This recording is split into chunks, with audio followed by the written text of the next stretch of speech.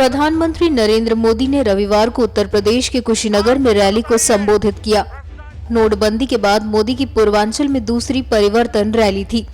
28 नवंबर को विपक्ष द्वारा किए भारत बंद पर भी मोदी ने जमकर चुटकी ली। भाइयों बहनों, एक तरफ सरकार, एक तरफ हम सब भ्रष्टाचार के सारे रास्ते बंद करने में लगे हैं, काले धन के सारे रास्ते बंद करने में लगे हैं और दूसरी तरफ भारत बंद करने में लगे हैं। आप मुझे बताइए, भ्रष्टाचार का रास्ता बंद होना चाहिए कि भारत बंद होना चाहिए? पूरी ताकत से बताइए, भ्रष्टाचार का रास्ता बंद होना चाहिए कि भारत बंद होना चाहिए? भ्रष्टाचार का रास्ता बंद होना चाहिए कि भारत बंद होना चाहिए? काला धन का रास्ता बंद होना चाहिए कि भारत बंद होना चाहिए? काले धन का रास्ता बंद होना चाहिए कि भारत बंद होना चाहिए? काले धन का रास्ता बंद होना चाहिए कि भारत बंद होना चाहिए? भाइयों बहनों, सिर्फ और सिर्फ गरीब के लिए ये फैसला मैंने लिया। 70 साल तक जो लूटा है उसको निकालना है और गरीब का घर बनाना है। 70 साल तक लूटा है, किसान के खेत में पानी पहुंचाना है। 70 साल तक लूटा है, उन पैसों को निकाल करके गरीब की झोपड़ी में बिजली का तार पहुंचाना है। 70 साल तक लूटा है, उन पैसों से गरीब बच्चों की पढ़ाई करवानी है। 70 साल तक जो लूटा है, उन पैसों को निकाल करके गरीब बुजुर्गों को दवाई दिलवानी है। भाइयों बहनों, ये जो कुछ भी निकलेगा, ये सारा का सारा गरीबों की भलाई के काम आने वाला है। और इसलिए मेरे भाइयों बहनों, अब हम लूटने नहीं देंगे देश को। और मुझे विश्वास है भाइयों, जिस देश में 125 करोड़ देशवासियों के आशीर्वाद हो, वहां पर काला धन का खात्मा संभव है, भ्रष्टाचार का खात्मा संभव है। भाइयों बहनों, देश अच्छी दिशा में जाने के लिए तैयार बैठा है। मोदी ने कहा कि अपने मोबाइल से लेन देन करें, नोट के बिना भी काम कर सकते हैं। युवा लोगों को मोबाइल बैंकिंग सिखाएं। युवा इस मुहिम में मेरा साथ दे। भाइयों बहनों, ये बात सही है। लोग ऐसा समझाते हैं कि हमारे पास नोटें नहीं है तो हम क्या करें। भाइयों बहनों, आप लोग अपना मोबाइल फोन रिचार्ज कराना जानते हैं कि नहीं जानते हैं? क्या किसी स्कूल में पढ़ने के लिए गए थे? नहीं गए थे ना? आ गया कि नहीं आ गया? आपको मोबाइल फोन रिचार्ज कैसे करना आ गया कि नहीं आ गया? कितने पैसे भरना, कैसे भरना, कहां भरना, सब आया कि नहीं आया? कोई सिखाने आया था? नहीं आया था। भाइयों बहनों, आप व्हाट्सएप करते हैं, व्हाट्सएप यूं यूं करते चला जाता है। कोई सिखाने आया था? कोई पढ़ाने आया था? किसी स्कूल में सीखने गए थे? आपको आया कि नहीं आया? आज भाइयों बहनों, टेक्नोलॉजी इतनी सरल है कि यहां आप लोग फोटो निकालते हैं और यहीं से अपने दोस्तों को फोटो भेज रहे हैं। भेज रहे हो ना? मैं देख रहा हूं, सब लोग फोटो निकाल रहे हैं। भेज रहे हो ना? ये बैंक का ऐप है। मैं आपके यहां से 20 रुपये का सामान लेना चाहता हूं, मैं मोबाइल फोन से पैसे दूंगा, वो कहेगा हाँ हाँ दे दीजिए, तुरंत उसके मोबाइल में 1 सेकंड में पैसा चला जाएगा, आपको 20 रुपये का माल मिलेगा।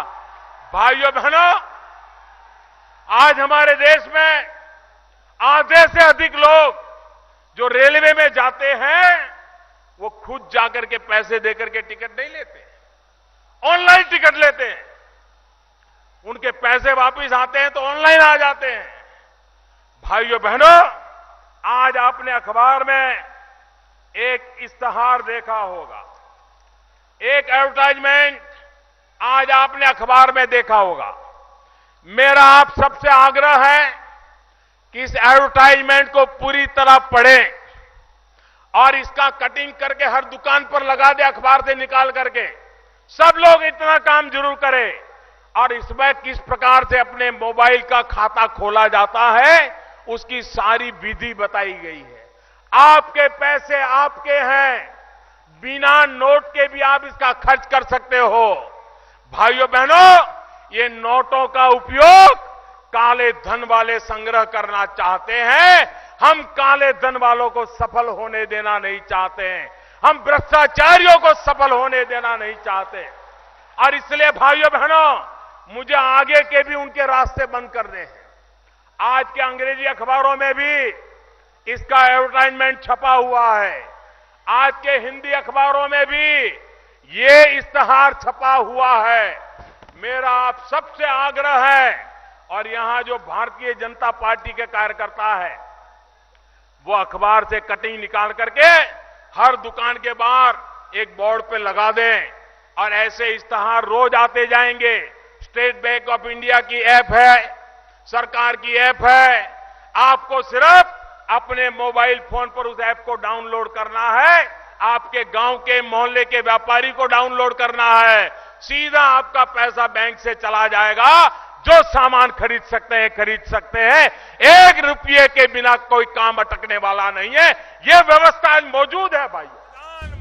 साथ ही मोदी ने किसानों की फसल बीमा को लेकर भी बयान दिया और ये साफ कर दिया कि मोदी सरकार किसानों के हितों में काम कर रही है। हमारा किसान कितनी ही मेहनत करे, लेकिन जब प्राकृतिक आपदा आ जाए तो उसकी सारी मेहनत मिट्टी में मिल जाती है, पानी में बह जाती है। किसान बर्बाद हो जाता है। अधिक बारिश आ जाए तो भी किसान दुखी, कम बारिश आ जाए तो भी किसान दुखी, नदियों में ज्यादा पानी आ जाए तो भी किसान दुखी, ज्यादा फसल हो जाए तो भी किसान दुखी, कम फसल हो जाए तो भी दुखी। इस किसान की रक्षा कैसे करेंगे भाइयों बहनों? और इसलिए प्रधानमंत्री फसल बीमा योजना हम लाए हैं। प्रधानमंत्री फसल बीमा योजना, और उसमें किसान को बहुत कम पैसा देना है, बहुत कम देना है। भारत सरकार पैसे देगी और आपकी फसल को कोई भी प्राकृतिक नुकसान होगा तो उस किसान को बीमा योजना से पूरा का पूरा पैसा मिलेगा भाई। इतना ही नहीं, आपने तय किया हो कि जून महीने में बुआई करनी है, लेकिन बारिश नहीं आई। आपने सोचा जुलाई में करेंगे, फिर भी बारिश नहीं आई। आपने सोचा अगस्त में करेंगे, फिर भी बारिश नहीं आई। पानी नहीं आया तो बुआई कहां करोगे? और बुआई नहीं की तो फसल कहां होगी?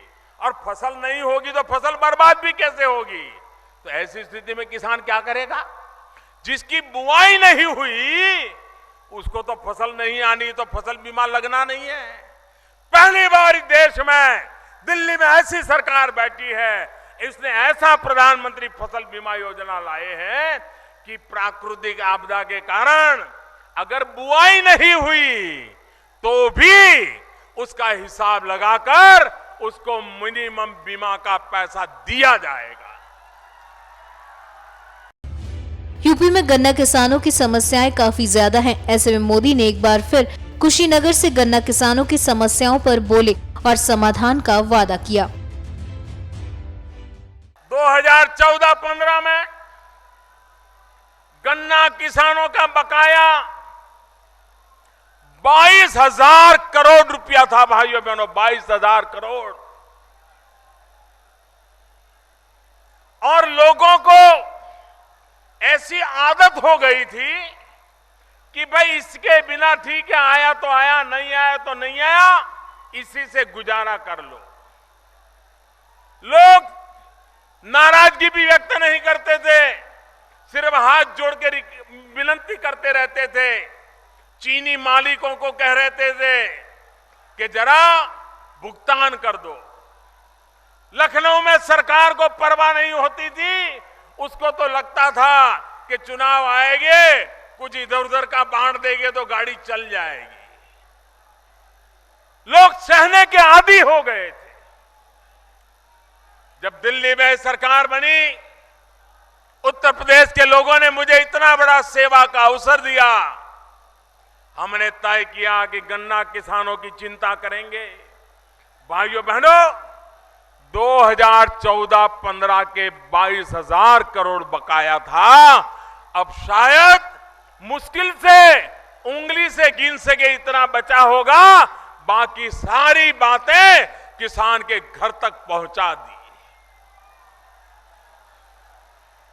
मेरे पास चीनी वाले आए थे, वो कह रहे थे साहब दाम कम हो गया है, चीनी का कारखाना चलाना मुश्किल हो गया है, हमें पैकेज दे दो।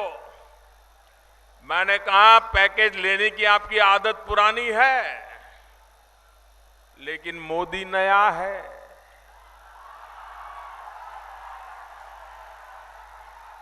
मुझे ये पुरानी आदत आती नहीं है। तो पहली मीटिंग में मैंने कहा जो मांगो देने को तैयार हूं, तो बड़े खुश होकर के गए। फिर मैंने धीरे से अफसरों को भेजा और मैंने कहा कि जरा मुझे सूची दो, कौन कौन गन्ने किसान का कितना पैसा बकाया है, उसकी जरा सूची दो। तो चीनी मिल के लोग जरा कांपने लग गए। फिर दोबारा मिलने आए। मैंने कहा पैकेज मिलेगा, लेकिन कारखाने के मालिक को नहीं मिलेगा। हमें सूची दे दो। गन्ना किसान का जो बकाया है सीधा सीधा उसके बैंक अकाउंट में जमा करेंगे, आपको बीच में नहीं आने देंगे। तो वो कहने लगे नहीं नहीं साहब पैकेज नहीं चाहिए, यहां तक कहने लग गए पैकेज नहीं चाहिए। भाइयों बहनों, सरकार ने फैसला किया गन्ना किसानों का बकाया है, उसका पैकेज चीनी मालिकों को नहीं दिया जाएगा, गन्ना किसानों के खाते में जमा होगा। और जिन जिन लोगों ने बैंक का खाता खुलवाया उसका तुरंत फायदा उनको मिल गया, उनके खाते में सीधा पैसा जमा हो गया, कोई बिचौलिया बीच में नहीं आया।